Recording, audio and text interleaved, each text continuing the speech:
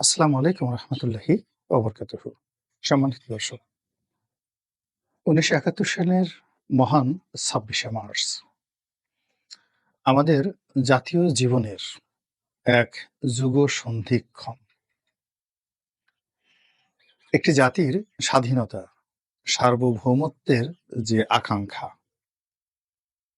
সেই আকাঙ্ক্ষাকে ধারণ করে ১৯৭১ সনের ২৬শে মার্চ যে দিবসটি আমরা ঘোষণা করেছিলাম, তার ঠিক ১ বছর পর এ দিবসটির যে তাৎপর্য, এ দিবসটির যে ঔদার্য, এটির যে মহত্ত্ব, এটির যে শ্রেষ্ঠত্ব, এটি ৭.৫ কোটি বাঙালি ১৯৭২ সনে হাড়ে, হাড়ে টের পেয়েছিল, হৃদয় দিয়ে, মন দিয়ে, মস্তিষ্ক দিয়ে। সেই ঘটনার পর বহু সময় গিয়েছে, বহু কাল গিয়েছে। আমাদের এই জাতীয় দিবসটিকে আমরা বর্ণাঢ্য করার জন্য, উৎসবমুখর করার জন্য এবং এটিকে অমর এবং অক্ষয় করার জন্য রাষ্ট্রের যত প্রোটোকল রয়েছে, সেনাবাহিনীর যত প্রোটোকল রয়েছে, জনগণের যত আশা এবং আকাঙ্ক্ষা রয়েছে, সবকিছুকে একত্র করে এই দিবসটিকে আমরা জাতির আত্মপরিচয়ের একটি উপলক্ষ হিসেবে ব্যবহার করি। প্রায় এমন কোনো দেশ নেই যাদের স্বাধীনতা আছে কিন্তু স্বাধীনতা দিবস নেই। আবার স্বাধীনতা দিবসে তারা যে কুচকাওয়াজ করে, তারা যে অনুষ্ঠান করে, তারা যে তাদের স্বাধীনতা এবং সার্বভৌমত্বের যে মাধুর্য জাতির সামনে প্রদর্শন করে, এটি মোরলেস সামরিক দৃষ্টিকোণ থেকে সারা পৃথিবীতে একরকম, কিন্তু সাংস্কৃতিক বৈশিষ্ট্য হিসেবে এটি একেক দেশে একেক রকমভাবে প্রতিপালিত হয়। আমাদের দেশে ২৬শে মার্চকে কেন্দ্র করে বাংলাদেশ সেনাবাহিনী, বিমান বাহিনী, নৌবাহিনী, পুলিশ বাহিনী, আনসার, র‍্যাব থেকে শুরু করে যত অস্ত্রধারী বাহিনী রয়েছে, তাদের মধ্যে একটি উৎসবমুখর পরিবেশ বিরাজ করে এবং এই দিবসটিকে উদযাপন করার জন্য সারাটি বছর ধরে তারা প্র্যাকটিস করতে থাকে। দ্বিতীয়ত, ২৬শে মার্চকে কেন্দ্র করে শিক্ষা প্রতিষ্ঠানগুলো সারা বাংলাদেশের, তারা এই দিবসটিতে কেউ স্পোর্টস করবে, কেউ কবিতা আবৃত্তি করবে, কেউ ইতিহাস পর্যালোচনা করবে, কেউ সাংস্কৃতিক অনুষ্ঠানের আয়োজন করবে এবং গভীর রাত অবধি সেই ৭৩-৭৪ থেকে শুরু করে ৮৩-৮৪, ৯৩-৯৪, ২০০৩-০৪, ঠিক এভাবে যখনই আমি আমার জীবনের স্মৃতির রোমন্থন করি, তখন একদিকে যেমন প্যারেড স্কোয়ারে আমি সেনাবাহিনীর যে দৃশ্য দেখি, ওটা টেলিভিশনে দেখি। আবার স্কুল, কলেজ, মাদ্রাসাগুলোতে দেখি সাহিত্য সংগঠন, সাংস্কৃতিক সংগঠন, রাজনৈতিক সংগঠন সবাই মিলিয়ে, মানে এটা আমাদেরকে আল্লাহ রাব্বুল আলামিন যে একটি অতি উত্তম নেয়ামত দান করেছেন, সেই নেয়ামতের শুকর গুজার করার জন্য পুরো বাঙালি জাতি ৭.৫ কোটি থেকে আজকের এই দিনে এসে ১৮ কোটিতে আল্লাহর দয়ায় আমরা রূপান্তরিত হয়েছি, বর্ধিত হয়েছি। ১৮ কোটি মানুষের ১৮ কোটি মানুষের মন রয়েছে, মস্তিষ্ক রয়েছে, ৩৬ কোটি হাত রয়েছে, ৩৬ কোটি পা রয়েছে, যা কিনা সারা বিশ্বের মানচিত্রে যে সকল শক্তিশালী জাতিগোষ্ঠী রয়েছে তাদের মধ্যে বাঙালিকে এক অনন্য মর্যাদায় প্রতিষ্ঠা করেছে। বাঙালির বর্তমান দুরবস্থা নিয়ে অনেকে হতাশ হন, অনেকে অনেক কথা বলেন, কিন্তু আমি একজন ইতিহাসের ছাত্র হিসেবে বাঙালির যে গৌরবোজ্জ্বল ইতিহাস রয়েছে, কি সামরিক ক্ষেত্রে, কি বাণিজ্যিক ক্ষেত্রে, কি অর্থনৈতিক ক্ষেত্রে, এইরকম গৌরব পৃথিবীর কোনো দেশ, জাতি, কালের আমি দেখিনি।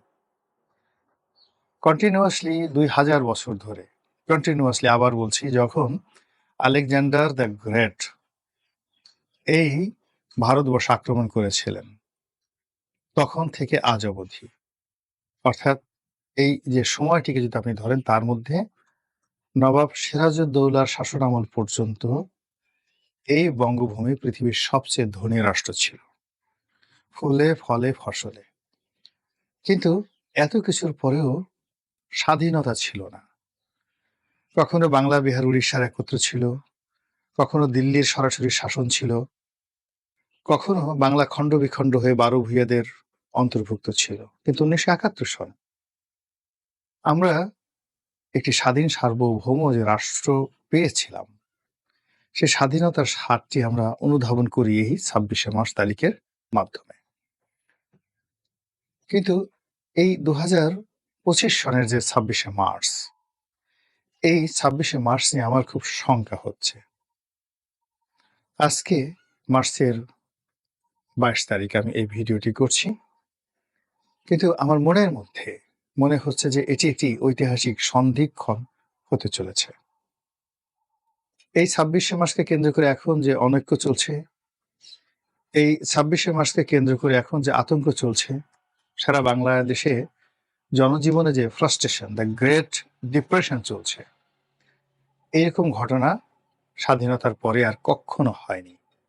দ্বিতীয়ত, রাজনৈতিক দলগুলো, সামরিক বাহিনী, সশস্ত্র বাহিনী যাকে বলি আমরা, তারা, পুলিশ বাহিনী, শিক্ষা প্রতিষ্ঠান, সবার মনের মধ্যে এক রাশ বেদনা, কষ্ট, না বলা কথা।